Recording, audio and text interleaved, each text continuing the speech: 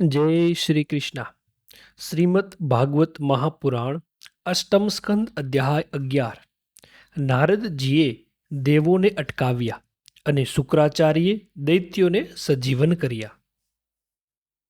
શ્રી સુખદેવજી બોલ્યા, પછી પરમ પુરુષ પરમેશ્વરની પરમ કૃપાને લીધે દેવો ભાનમાં આવ્યા અને ઇન્દ્ર, વાયુ વગેરે જે અસુરોએ પોતાને માર્યા હતા તેમને યુદ્ધમાં અત્યંત મારવા લાગ્યા. ભગવાન ઇન્દ્ર બલિ ઉપર ક્રોધાયમાન થઈ વ્રજ ઉગામ્યું. ત્યારે પ્રજાઓ હાહાકાર કરવા લાગી. પછી હાથમાં વ્રજવાળા ઇન્દ્ર રણમાં ઘૂમતા અને સારી રીતે સજ્જ થઈ આગળ ઊભેલા સુરા બલિને તિરસ્કારી કહ્યું, અલ્યા મૂઢ, જેમ નટ નજર બાંધી અજ્ઞાનીઓને જીતી તેઓના ધન હરી લે છે, તેમ તું પણ માયાઓ રચી અમને માયાના અધિપતિઓ જીતવા ઈચ્છે છે ખરું? પણ તારા જેવો માયાઓ વડે ઊંચે ચડવા અને સ્વર્ગને ઓળંગી જવા ઈચ્છે છે તે અજ્ઞાની લૂંટારાઓને હું પહેલા રસાતળ સ્થાનથી પણ નીચે ધકેલી દઉં છું. ઓ મંદબુદ્ધિ, તું દુષ્ટ માયાઓ ધારણ કરે છે, પરંતુ આજે 100 ધારવાળા આ વ્રજથી તારું મસ્તક કાપી નાખીશ. તારે તારા સંબંધીઓની સાથે જ પરાક્રમ કરવું હોય તે કરી લે. બલિ બોલ્યો, જેઓના કર્મો કાળથી પ્રેરણા પામેલા હોય અને જેઓ યુદ્ધમાં ઉતરેલા હોય છે તેઓ સર્વને કીર્તિ, જય, પરાજય તથા મૃત્યુ અનુક્રમે પ્રાપ્ત જ થાય છે. કાળની આ વ્યવસ્થાને વિદ્વાનો જોઈ શકે છે, જેથી તેઓ કોઈના સંબંધમાં હર્ષ પામતા નથી કે કોઈનો શોક કરતા નથી. પણ તે વિષયમાં તમે અજાણ્યા છો. તમે એ જય, પરાજય વગેરેમાં આત્માને સાધન માનો છો અને તેથી જ સારી પેટે શોક કરવા યોગ્ય છે. તમે અમારી મર્મભેદક વાણી કદી સ્વીકારતા નથી. શ્રી સુખદેવજી બોલ્યા, ઇન્દ્રનો એમ તિરસ્કાર કરી વીરોનું મર્દન કરનાર વીર બલિએ તિરસ્કારના વચનોથી હણાયેલા ઇન્દ્ર પર કાન સુધી ખેંચેલા નારચ બાણોથી ફરી પ્રહાર કર્યા. એ પ્રમાણે સત્યવાદી શત્રુએ દેવ ઇન્દ્રનો પરાભવ કર્યો. એટલે અંકુશ પામેલા હાથીની પેઠે તે શત્રુનો તિરસ્કાર સહન કરી શક્યો નહીં. શત્રુઓનું મર્દન કરનારા તે ઇન્દ્ર બલિ રાજાને અમોઘ વ્રજ માર્યું. એટલે કપાયેલી પાંખોવાળા પર્વતની પેઠે તે વિમાન સાથે પૃથ્વી પર પડ્યો. એ પ્રમાણે મિત્ર બલિને પડેલો જોઈ બલિનો મિત્ર જંભાસુર મરાયેલા મિત્રની પણ મિત્રતા જાળવવા ઇન્દ્ર સામે ઘસ્યો. મહાબળવાન તે જંબાસુર સિંહ પર બેસી ઇન્દ્રની સામે પહોંચ્યો અને વેગથી ગદા ઉગામી ઇન્દ્રના કંઠના મૂળમાં મારી અને હાથીને પણ માર્યો. ઇન્દ્રનો હાથી ગદાના તે મારથી અત્યંત વિહવળ થયો અને જમીન પર ગોઠણભેર થઈ બેભાન થયો. પછી માતલી સારથીએ 1000 ઘોડાઓ જોડે રથ ઇન્દ્ર આગળ હાજર કર્યો. એટલે ઇન્દ્ર રાજા હાથીને જોડી રથ ઉપર બેઠો. દાનવ શ્રેષ્ઠ જંભાસુરે માતલી સારથીના તે કર્મની પ્રશંસા કરી અને પછી યુદ્ધમાં હસતા હસતા બળબડતું ત્રિશુલ માતલીને પણ માર્યું. માતલીએ ધૈર્ય ધરી અતિ દુઃસહ તે પીડા સહન કરી. પછી ઇન્દ્રે અત્યંત ક્રોધાયમાન થઈ વ્રજ વડે જંભાસુરનું મસ્તક કાપી નાખ્યું. નારદ ઋષિ પાસેથી જંભાસુરને મરણ પામેલો સાંભળી તેના સંબંધીઓ નમુચી, બલ અને પાક નામના અસુરો ઉતાવળા ત્યાં આવ્યા. તેઓ કઠોર વચનો વડે ઇન્દ્રના મર્મસ્થાનોને વિંધતા મેઘો જેમ પર્વતો ઉપર જળધારાઓ વરસાવે તેમ તેના પર બાણો વરસાવવા લાગ્યા. તેમાં બલ દૈત્ય ઝડપદાર હાથવાળો હતો. તેણે 1000 ઘોડાઓને એકી સાથે વીંધી નાખ્યા. પાક દૈત્ય એકી વખતે 200 બાણો છોડીને માતલી સારથીને તથા જુદા જુદા અવયવો સહિત રથને વીંધી નાખ્યા. તે એનું કર્મ યુદ્ધમાં આશ્ચર્યકારક થયું.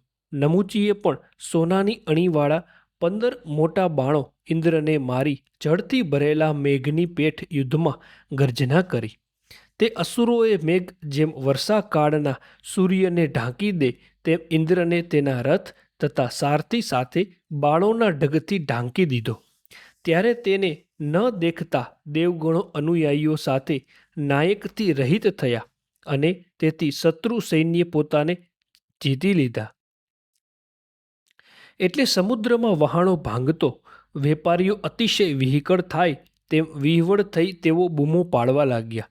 તેવામાં ઇન્દ્ર ઘોડા, રથ, ધજા તથા સારથી સાથે તે બાણો વડે બંધાયેલા પિંજરામાંથી બહાર નીકળ્યો અને રાત્રિના અંતે પોતાના તેજથી જ જેમ જેમ સૂર્ય શોભે તેમ પોતાના તેજથી દિશાઓ, આકાશ તથા પૃથ્વીને પ્રકાશિત કરતા શોભવા લાગ્યું.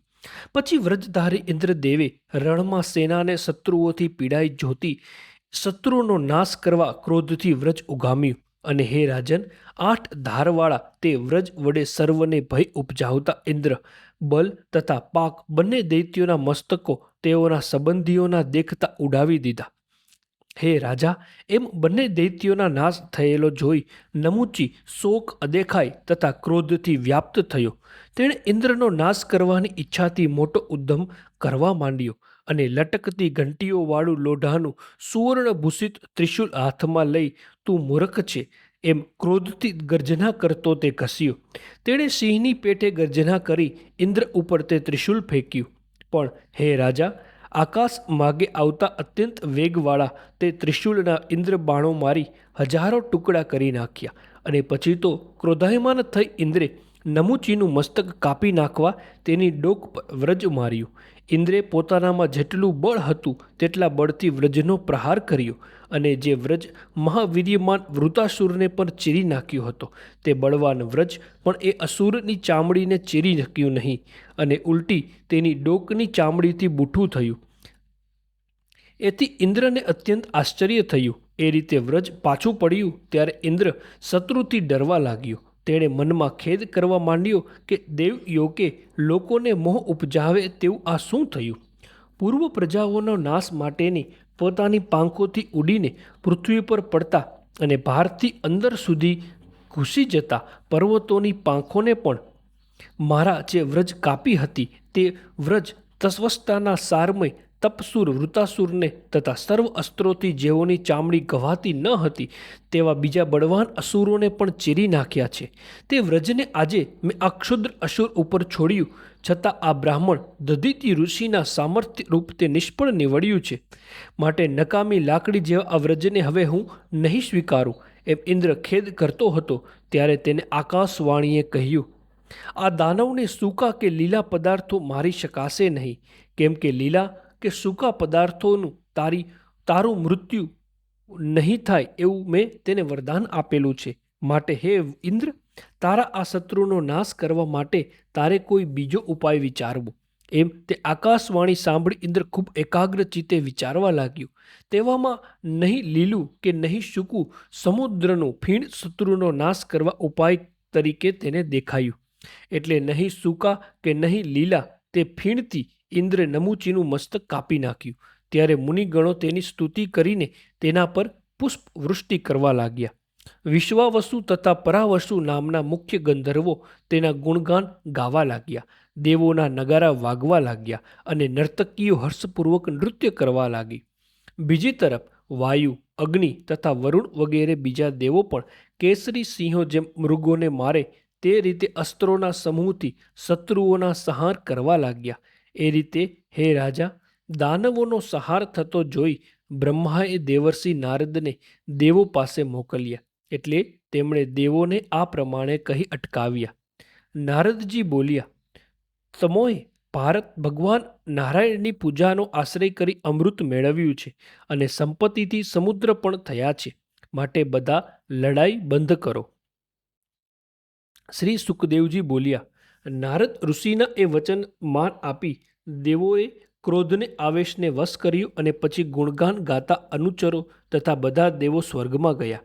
બીજી તરફ રણમાં જેઓ બચ્યા હતા તે અસુરો પણ નારદજીની સંમતિથી મરણ પામેલા બલિરાજાને લઈ અસ્તાચલ પર્વત પાસે ગયા. જેઓના અવશેષો નાશ પામ્યા ન હતા તથા જેઓના ડોકા હયાત હતા તે સઘળા અસુરોને શુક્રાચાર્ય પોતાની સંજીવની વિદ્યાની સજીવન કર્યા. બલિરાજા પણ શુક્રાચાર્યને સ્પર્શ થતાં જ ફરી ઇન્દ્રિય સ્મૃતિ પામ્યો અને પોતે પરાજય પામ્યો હતો, છતાં લોક તત્વને જાણતો હોવાથી તેને ખેદ ન કર્યો. શ્રીમદ ભાગવત મહાપુરાણ અષ્ટમ સ્કંદ અધ્યાય 11 સમાપ્ત. જય શ્રી કૃષ્ણ.